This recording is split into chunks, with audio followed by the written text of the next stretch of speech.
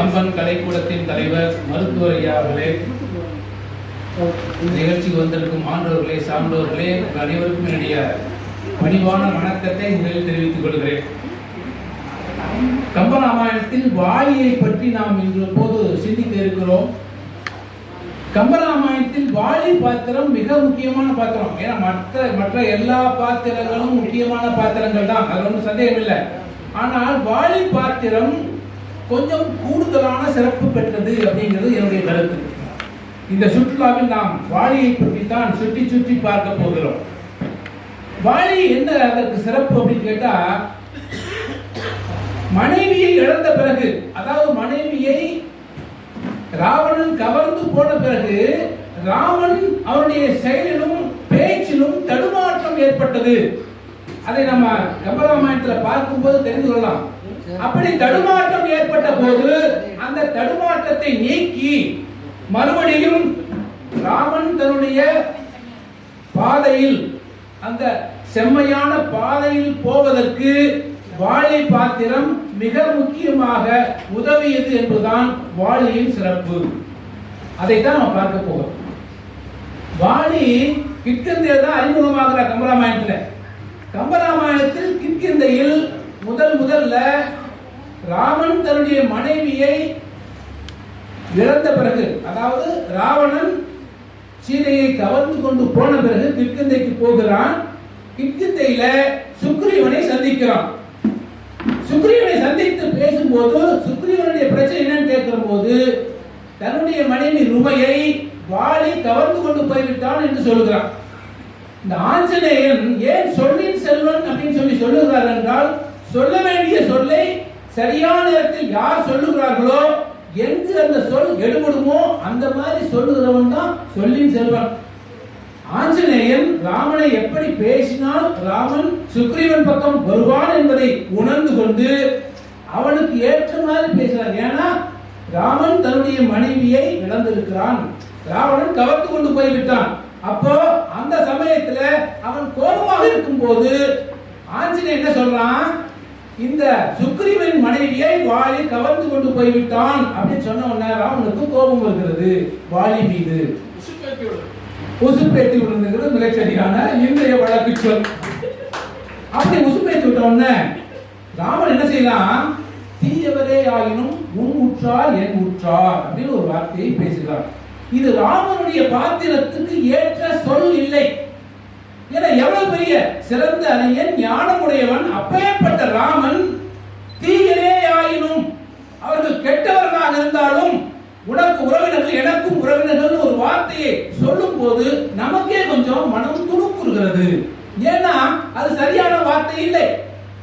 ஆனால் ஏன் ராவணனை பேசுகிறான் என்றால், தன் மனைவியை ராவணன் கவர்ந்து கொண்டு போன பிறகு ராமனுடைய செயலிலும் சொல்லிலும் தடுமாற்றம் ஏற்படுகிறது என்பதை நாம் ஒவ்வொரு பார்த்துக் கொண்டே இருக்கிறோம். இது ஒரு முதல் காட்சி.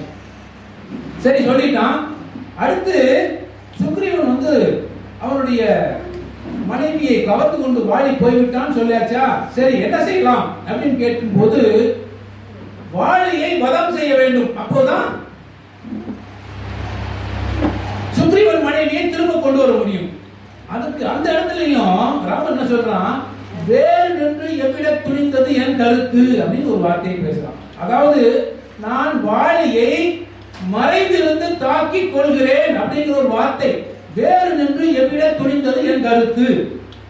இதுவும் நம்முடைய சிந்தனையில கொஞ்சம் துணுக்கு கூறுகிற அந்த வார்த்தையாக இருக்கிறது. ஏன் நமக்கு ராமன் இப்படிப்பட்ட ஒரு வார்த்தையை சொல்ல வேண்டும்? மறைந்திருந்து ஒரு வீரன் இன்னொரு வீரன் போரிடும் போது மறைந்திருந்து நான் கொள்கிறேன் என்று சொல்வது அவ்வளவு சரியில்லையே. இந்த வார்த்தையை ஏன் ராமன் பேசுகிறான் என்றால் அதற்கும் இந்த காரணம் தான். மனைவியை ராவணன் கவர்ந்து கொண்டு போன பிறகு ராமனுடைய செயலிலே தடுமாற்றம் ஏற்பட்டிருக்கிறது. இது இரண்டாவது காட்சி.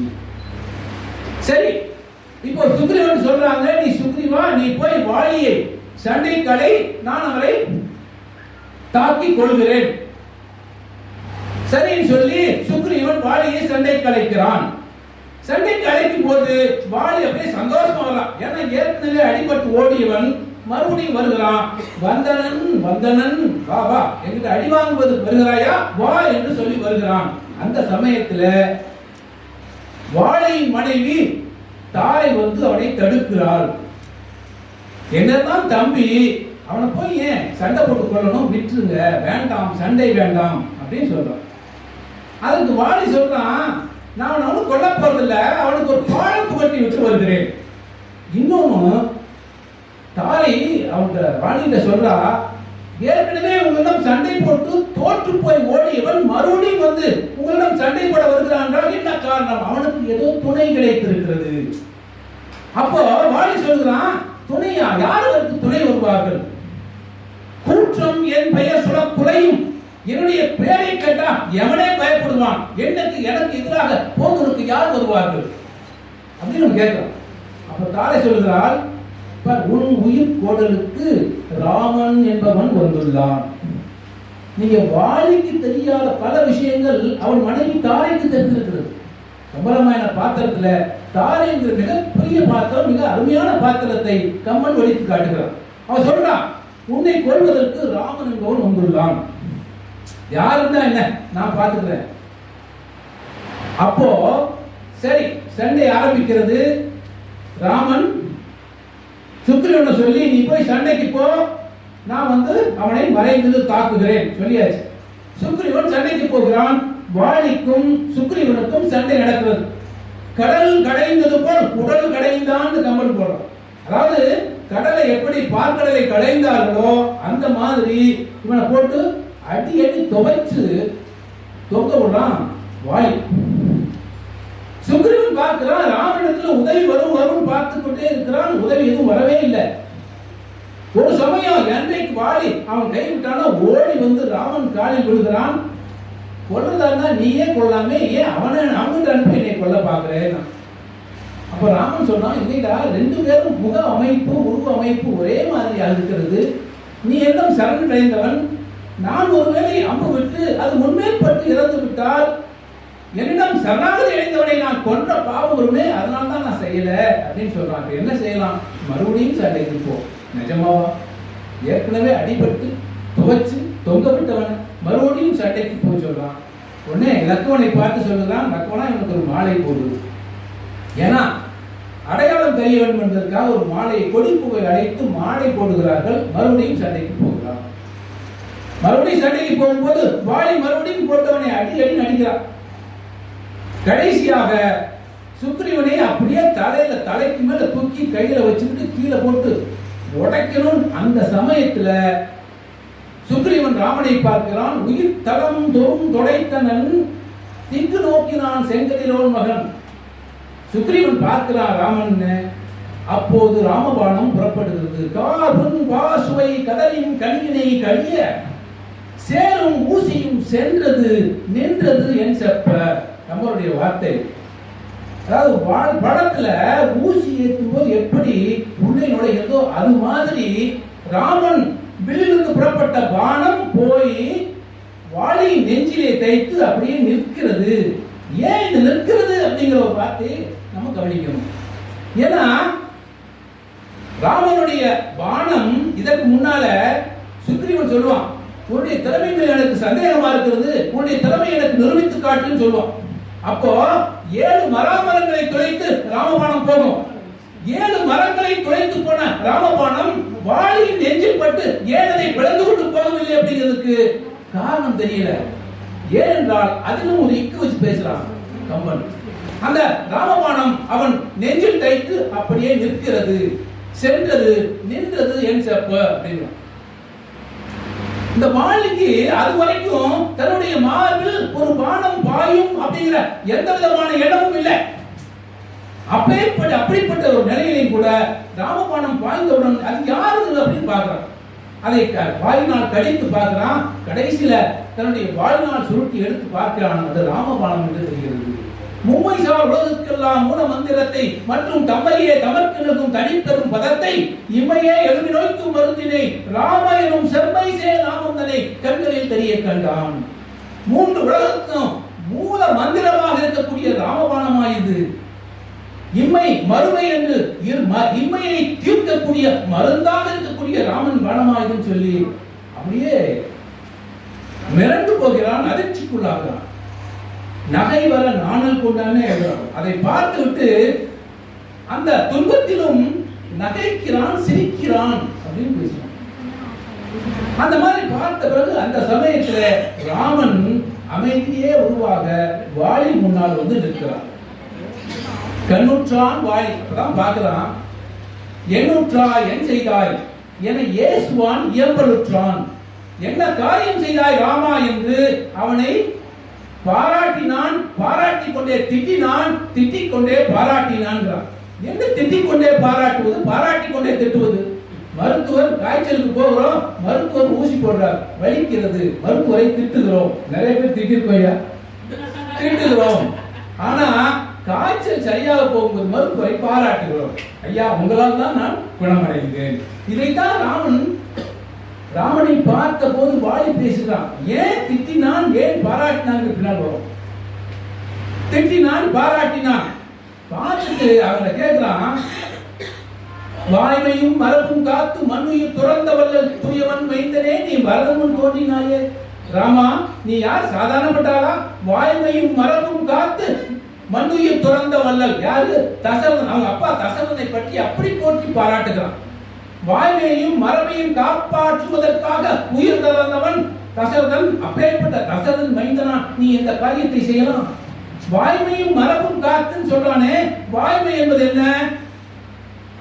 கைகையில் கொடுத்த வாரத்தின்படி ராமனை காட்டுக்கு அனுப்புவது, பரதனுக்கு ஆட்சி கொடுப்பது, அது வாய்மையை காப்பாற்றினான். ஆனா மரபை காப்பாற்றவில்லையே. மரபு என்ன? மூத்தவனுக்கு பட்டம் கொடுப்பது. ஆனால் மூத்தவனான ராமனுக்கு பட்டம் கொடுக்கவில்லை, பரதனுக்கு தான் பட்டம் கொடுக்கப்பட்டது. அப்படி என்றால் வாய்மையை காப்பாற்றுவது சரி, மரபை காப்பாற்றுவது எப்படி? மரபு காப்பாற்றப்படவில்லையே அப்படிங்கிற சந்தேகம் நமக்கு ஏற்படும். அதற்கு விளக்கம் இருக்கிறது. என்னன்னா, தசரதன் என்னைக்கு பரதன் ஆட்சி கட்டளை ஏற்கிறானோ அன்றிலிருந்து என் வம்சம் அவன் இல்லை, அவன் என் வம்சத்திலிருந்து நீக்கி வைக்கிறேன் சொல்லி மரபிலிருந்து அவனை நீக்கி வைத்ததன் மூலம் மரபை காப்பாற்றினான். அதைத்தான் வாளி பேசுகிறான். வாய்மையும் மரபும் காத்து மண்ணுயிர் துறந்த வல்லல். பரதனுக்கு அண்ணனான் இருக்கிறான். பரதன் ஏன் அவனுக்கு அவ்வளவு பெரிய கொடுக்கணும்? 1000 ராமருக்கு மேல் சிறப்பு பெற்றவன் பரதன். அப்பேற்பட்ட பரதனுடைய அண்ணனா இந்த காரியத்தை செய்தது எவ்வளவு பெரிய விஷயம். அதுக்கு பேசிட்டு கடைசியில் வாளி என்ன சொல்றான்? நீ ஏன் இதை செய்தாய் என்று எனக்கு புரிந்து விட்டது. யாரு? ராமன் ஏன் தன் மேல் அம்பை எய்தான் என்பதற்கான காரணத்தை ராமன் சொல்லல, வாளியே சொல்லுகிறான். ஆவியை சனகன் பெற்ற அன்னத்தை அமிழில் வந்த தேவியை பிரிந்த பின்னர் திகைத்தனை போலும் செய்கை. நீ என்னத்துக்காக செஞ்சிருக்க எனக்கு புரிஞ்சு போச்சு. என்னைக்கு உன் மனைவியை ராவணன் கவர்ந்து கொண்டு போனானோ அப்போதிலிருந்து நீ அதிர்ச்சிக்குள்ளாகி இருக்கிறாய், நீ துன்பத்துக்குள்ளாகி இருக்கிறாய், அதனால் இந்த காரியத்தை செய்திருக்கிறாய் போல இருக்கிறது அப்படின்னு சொல்லி அவனே அதுக்கு ஒரு சமாதானத்தையும் பேசுகிறார். வாளி பார்த்ததுங்க முக்கியம் தான். தன்னுடைய துன்பத்தையும் பாராமல் ராமனுடைய பானம் ஏன் வந்தது அப்படின்னு சொல்லி அதற்கான காரணத்தையும் சொல்றான். இன்னொன்று கடைசி அவன் சொல்றது, எல்லாம் சரிதாமா, என் மேல் ஏன் பானத்தை விட்டா சொல்லு, அதை சொல் முதல்ல. அவனுக்கு பதில் வேண்டி இருக்கு. ஏன் விட்டாய்? அவன் சொன்னான், தம்பி மனைவியை கவர்ந்து கொண்டு வைத்தவன் வந்திருக்காய், அதாவது குற்றம் அல்லவா?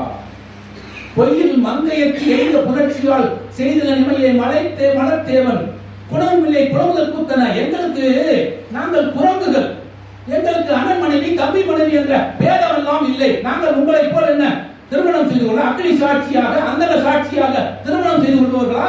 இல்லையே. எங்கள் குரங்குகள், நாங்கள் எப்போது வேணாலும் எப்படி வேணாலும் வாழ்வோம், எங்களுக்கு எப்படி உங்களுடைய சட்டம் செல்லும்? வாளி கேட்கிறது சரியானதானே? அவன் கேட்கிறான், இப்படி இல்லையே. அதற்கு ராமன் என்ன பதில் சொல்றான்னா, நீ குரங்கா, நீ குரங்கா? ஏன்னா இந்த பாத்திரத்துல எல்லாருமே குரங்குன்னு சொல்லி யாரும் பார்க்கறதே இல்லை. ஆஞ்சநேயன் சொல்லி செல்வன் பேசுறோம், ஆஞ்சநேயன் குரங்கு தான். ஆனா குரங்காக யாரையும் பார்ப்பதே இல்லை. எல்லோரும் சிறப்பாக பேசுகிறார்கள், மனிதர்களாகவே நடந்து கொள்கிறார்கள். அதனால அந்த வாதம் அங்கே அடிபட்டு போகுது. கடைசி சரி, நல்லா இருக்கட்டும், நீ என்ன பண்ண? நாட்டில் ஒரு கருமம் செய்தாய். நாட்டில் என்ன கருமம் செய்தாய்? மூத்தவனுக்கு பட்டம் வேண்டாம் சொல்லி இளையவனுக்கு பட்டம் கொடுத்தாய். நாட்டு ஒரு கருமம் செய்தாய். காட்டு ஒரு கர்வம் செய்தாய். இந்த காட்டுல வந்து நான் மூத்தவன் இருக்கிறேன், என்னை அழித்து விட்டு என் தம்பி சுக்ரீவனுக்கு நீ ஆட்சி கொடுக்க இருக்கிறாய். இது காட்டு ஒரு கர்வம் செய்தார். கர்வம் தான் இதன் மேல் உள்ள, இதுக்கு மேல ஏதாவது கர்மம் இருக்கா அப்படின்னு கேட்கலாம். இந்த கர்மம் என்பதற்கு இன்னொரு பொருள் கர்மாதிங்கிறது. நீ நாட்டு ஒரு கர்மம் செய்த, நாட்டுல தசரன் அப்பா இறந்து போயாச்சு, அவனுக்கு கர்மாதி பண்ணியாச்சு. இங்க என்னை கொண்டு விட்டாய், எனக்கு கர்மாதி ஆயிடுச்சு, இனி என்ன கர்மாதி பாக்கி இருக்கு? அடுத்து ராவணன் பொண்ணு இருக்குங்கிறதை அவர் நினைவூட்டுகிறார். அது ஒரு காது இருக்கு. நாட்டு ஒரு கர்மம் செய்தாய், காட்டு ஒரு கர்மம் செய்தாய், கர்மம் தான் உள்ளதோ விதி என்று வீரம் என்று நீ மண்ணினுக்கு என்னுடன் பாரம் என்று பகை என்று பண்பழிந்து ஈரம் என்று என் செய்தவர் வரோ குழப்பி தவிக்கிறான். வாலியுடைய அந்த பாடல்லாம் பார்த்தோம்னா கம்பராமாயணத்துல அவ்வளவு சிறந்த பாடல். இது என்ன வீரமா? என்னை மறைந்திருந்து தாக்கிக் கொள்வது வீரமா விதியா? என்ன காரணம்? நீ மண்ணினுக்கு, உன்னுடைய மண்ணில் தான் நான் இருக்கிறேன், உனக்கு கட்டுப்பட்ட மண்ணில் நான் குடியிருக்கிறேன், நானும் ஒரு குடிமகன், என்னை எப்படி நீ செய்ய முடியும்? வாலியின் கேள்விக்கு பதில் சொல்வதற்கு ராவனால் முடியவில்லை. கம்பராமன் அப்படித்தான். அவன் திரும்பி லக்குவனை பார்க்கிறான். லக்குவன் தான் இதுக்கு பதில் சொல்கிறான். கடைசி இன்னொன்று கேட்கலாமா? சரி, அதெல்லாம் சரி, என்ன வந்து பேசி இருக்கலாமா இல்லையா? நான் தப்பே செய்ததாக இருக்கட்டும், நான் என்னுடைய தம்பி மனைவியை கவர்ந்து கொண்டு வைத்திருக்கிறேன், சரி, ஆனால் நீ என்னை வந்து பேசி இருக்கலாமே, நீ செய்தது தவறு, இந்த தவறை திருத்திக் கொண்டு சொல்லி இருக்கலாமே, ஏன் சொல்ல என்கிட்ட வந்து ஏன் பேசவில்லைன்னு கேட்கிறான். இதற்கு பதில் சொல்வதற்கு ராமனால் முடியவில்லை. தம்பி லக்குவனை பார்க்கிறான். லக்குவன் தான் அதுக்கு பதில் சொல்வதாக கம்பராமாயணம் பேசுகிறது. அது ஒண்ணும் இல்லை வாலி, ஏற்கனவே உன் தம்பி என் தலைவன் வந்து சரணடைந்திருக்கிறான், சரணாவதி என்று வந்த பிறகு அவனுக்கு தஞ்சம் கொடுப்பதாக என் தலைவன் ஒப்புக்கொண்டிருக்கிறான். அப்படி இருக்கும்போது உன்னை பார்த்தால் நீயும் சரணென்று வந்துவிட்டால் என்ன செய்வது என்று தெரியாதால் உன்னிடம் வந்து பேசவில்லை அப்படின்னு ஒரு வார்த்தையை பேசுவார். ஆனா இதுவும் ஏன் ராமனுடைய செயல் தடுமாற்றத்தால் தவிக்கிறது அப்படிங்கிறது இது ஒரு உதாரணம். ஏன்னா யார் ஒரு இறைவனுக்கு இணையாக ஒருவன் மனிதனாக வருகிற போது, அது மட்டும் இல்ல, ஒரு மனிதன், ஒரு சிறந்த தலைவன், ஒரு அரசன் அப்படியே வச்சுக்கலாம். ஒரு அரசன் வந்து ஒருவன் வந்து தஞ்சம் என்று கேட்கிறான், அவனுக்கு தஞ்சம் கொடுத்து விட்டு இன்னொருவருக்கு தஞ்சம் என்று கேட்கும்போது ஏன் மறுக்க வேண்டும்? அது சரியா என்கிற கேள்வி வருகிறது. அதனால இதை பார்க்கும் போதும் ராமனுடைய செயலிலே தடுமாற்றம் ஏற்பட்டிருக்கிறதை நாம் உணர முடிகிறது. இதெல்லாம் பேசிட்டு கடைசியில வாழியே சரி, ஆவிபோம் வேலைவாய் அறிவு தந்தாய், வேற வழி இல்லை, முடிச்சிட்டான். இது நம்ம கவனிக்க வேண்டியது என்ன விஷயம்னா, இந்த வாலிபதம் சரியானதா அப்படிங்கிறத பார்க்கணும். வாலியை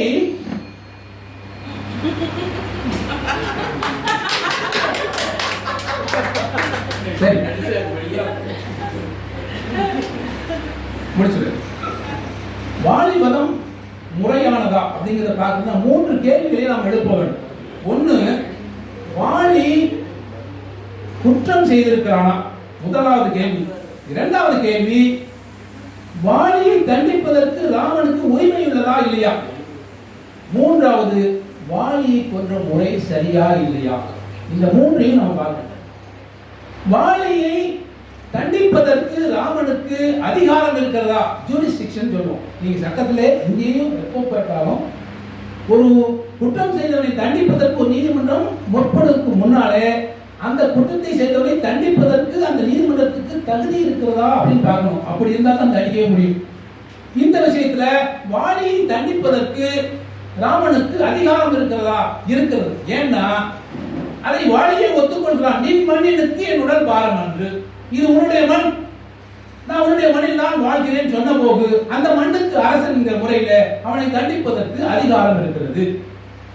இரண்டாவது, வாலி குற்றம் செய்திருக்கிறானா? தம்பி மனைவியை கவர்ந்து வைத்திருக்கிறான் அப்படிங்கிறது. இது என்ன ஒரு நுட்பம்னா, தம்பி மனைவியை கவர்ந்து வைத்திருக்கிறான், ஆனா அவனோடு வாழ்ந்தானா அப்படிங்கிறது எந்த இடத்துலையும் இல்லை. பரவாயில்லை, நீங்க ராவணன் இறந்து கிடக்கும் போது மண்டோதரி வந்து புலம்புவார், பேதையாய் காமம் பிடிப்பாயோ, நீ சீதையின் மேல் வைத்த மோகத்தால் தான் இறந்து கிடக்கிறான்னு சொல்லி புலம்புவார். ஆனா வாலி இறந்த போது தாரை வந்து அந்த மாதிரி எதுவும் பேசினதாக கம்பராமாயணத்துல இல்லை.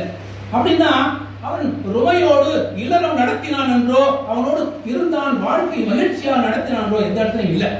அப்போ ருமையோடு, அதாவது சுக்ரீவன் தம்பி சுக்ரீவனுடைய மனைவியோடு இவன் மகிழ்ச்சியாக இருந்தான் எங்கே இல்லை. அப்படி இல்லாத போது அது ஒரு குற்றமா அப்படின்னு பார்க்கணும். அது ஒரு குற்றம் இல்லை. ஆனால் தம்பி மனைவியை கவர்ந்து வந்து தம்பியை அடித்து துரத்தி விட்டு அவன் தன் மனைவி அந்த புறத்தில் வைத்திருந்தது ஒரு குற்றம். அந்த குற்றத்திற்கு இவ்வளவு பெரிய தண்டனை இல்லை. ஏன்னா அவன் சாதாரண குற்றத்திற்கு மரண தண்டனை ராமன் கொடுக்கிறான். அது அப்படி இல்லை. இருந்தாலும் ஒரு சிறிய குற்றம், அதை நாம் ஒத்துக்கொள்ளத்தான் வேண்டும். அப்பேற்பட்ட குற்றத்திற்கு ராமன் பானம் விட்டு மரணத்தை ஏற்படுத்துகிறான். மரணத்தை அந்த முறை, அந்த தண்டித்த முறை சரியா அப்படிங்கிற மூன்றாவது கேள்வியை நாம் பார்க்கிறோம். இந்த தண்டித்த முறை சரியில்லை அப்படிங்கிறதுதான் எல்லோருடைய கருத்தாகவும் இருக்கிறது. இது நான் மட்டும் இல்ல, சக்கரவர்த்தி ராஜகோபாலாச்சாரியார் கம்பராமாயணத்துக்கு உரை எழுதியவர். அவரே கடைசியில இது சரியில்லை அப்படின்னு சொல்றாரு. ஆனா இது இன்னொரு கருத்தையும் நாம் பார்க்க வேண்டும். என்னன்னா, ஏற்கனவே அவன் கேட்கிறான், நீ வந்து என்னிடம் பேசி இருக்கலாமே, நான் தவறு செய்திருந்தால் கூட என்னிடம் பேசி இருக்கலாமே கேட்பான். ஏன்னா இன்றைக்கு சட்டம் அப்படித்தான் இருக்கு. இந்த பேர் ஆடி ஆழ்த்தரம் பாட்டம் அப்படின்னு லத்தீன் வார்த்தை. அதர் சைடு, ஒரு கொலையை செய்தவனை கூட அவனை விசாரிக்காமல் தண்டிக்க கூடாது அப்படிங்கிறதா இன்றைய சட்டம். இது அன்றைக்கு இருந்திருக்கு. விசாரிக்க வேண்டும். ஏன்னா ஒரு கொலையை செய்திருந்தால் அது தண்டிக்கப்பட வேண்டிய செயலா என்பதை முடிவு செய்யணும். ஒருத்தர் கொலையை செஞ்சுட்டான்னு வச்சுக்கோங்க, அது கொலை உள்ள தண்டனைக்குரிய குற்றமான்னு பார்த்துக்கோ. நான் வீட்டில் நைட்ல தூங்கிட்டு இருக்கேன், ஒரு முகமூடிப்பட்ட கொள்ளைக்காரன் வீட்டில் வந்து என் கழுத்துல கத்தியை வச்சுட்டு கொள்ளையடிக்க நிற்கிறான். நான் என்னுடைய அவசரத்தில் ஏதோ கையில் இருந்த கட்டையை தூக்கி அவன் அடிக்கிறேன், அவன் இறந்து போயிட்டான். நான் ஒரு கொலையை செய்திருக்கிறேன். ஆனால் இது கொலைக்கான தண்டனை எனக்கு கிடைக்குமானு இல்லை. Nothing is an offense which is done in the exercise of the right of private defense. இந்திய தண்டனை சட்டம் பிரிவு 96 சொல்லிருக்கான். என் உயிருக்கும் உடமைக்கும் ஆபத்து ஏற்படும் போது நான் செய்யும் எந்த செயலும் குற்றமாகாது. என்னுடைய உயிரை எடுக்கும் போது ஒருவன் கொள்ளையன் வந்து என் கழுத்துல கத்தி வச்சுக்கிட்டு நிற்கும் போது நான் ஒரு கட்டை எடுத்து அவனை அடிச்சு கொள்வது சட்டப்படி சரியானது. தற்காப்பு, பிரைவேட் டிஃபென்ஸ் தான். அப்படிப்பட்ட அது கொலை. இது கொலை இல்லை. இதைத்தான் சொல்றான். நீ என்னிடம் வந்து பேசி இருக்கலாமே அப்படின்னு கேட்கும்போது அவங்க சொல்ற பதில் வந்து சரியில்லை. ஆனாலும் அது என்ன ஒரு நுட்பத்தை நாம் பார்க்கணும்னா, வாலி ஒருவேளை வந்து ராமனிடத்திலே சரணாகதி அடைந்தால் அந்த சரணாகதியை ஏற்றுக்கொள்ள முடியுமான்னா முடியாது. ஏன்னா இவனு சரணாகதியை ஏற்றுக்கொண்டு அவன் பக்கத்திலே வைத்துக் கொண்டு நீ ராவணனிடம் சண்டை போட போனால் ராவணன் என்ன முதல் கேள்வி கேட்பான், என்னையோட சண்டை விட வரலையே, நீ என்ன யோக்கியம், உன்னுடைய படை தளபதி வாலி இருக்கானே, அவன் தன் தம்பி மனைவியை கவர்ந்தவன் தானே, அவனை பக்கத்துல வச்சு என்னை மட்டும் எப்படி வந்து நீ சண்டைக்கு நிற்க முடியும் கேட்பானா இல்லையா? அதனால்தான் வாலியின் சரணாகதியை ஏற்க முடியாத ஒரு சூழ்நிலை ஏற்பட்டிருக்கிறது. இதுக்கெல்லாம் மேல வாலியினுடைய பதம் சரியானது இல்லைன்னு பலரும் சொன்னாலும் அதுல ஒரு இன்னொரு முக்கியமான கருத்து இருக்கிறது. என்னன்னா, இத்தனைக்கும் காரணம் ஏன் ராமன் இதையெல்லாம் செய்தான் என்றால், சீதையின் மேல் வைத்திருந்த தீராத காதல், தீராத அன்பு என்பதை நாம் உணர்ந்து கொண்டால் கம்பராமாயணத்தை சுவைக்கலாம். அதனாலதான் ஆழ்வார் நாங்க கற்பா ராமபிரானையரால் மற்றும் கற்பரோ புப்பா முதலா புள்ளரும் பாதியும் இன்றியே நற்பால் அயோத்தியில் வாழும் சராசரமுற்றவும் நற்பாலுக்கு தன் 4 நாள் பெற்ற நாட்களே. இந்த அண்ட சராசரத்திலும் அயோத்தியிலும் சரி ராமனை பேசினால் அவர்களுடைய வாழ்க்கை சிறப்பாக இருக்கும் என்று ஆழ்வார்கள் பேசியதும், நாம வாலியின் வதத்தை, ஏன் வாலியை ராமன் வதம் செய்தான் என்பதை தன்னுடைய மனைவி மேல் இருக்கிற தீராத அன்பினால் செய்த காரியம் என்பதை நினைத்து பார்த்தால் கம்பராமாயணத்தை நாம் முழுமையாக உணர்ந்ததாக கருதப்படும் என்ற கருத்தை பதிவு செய்து வாய்ப்புக்கு நன்றி.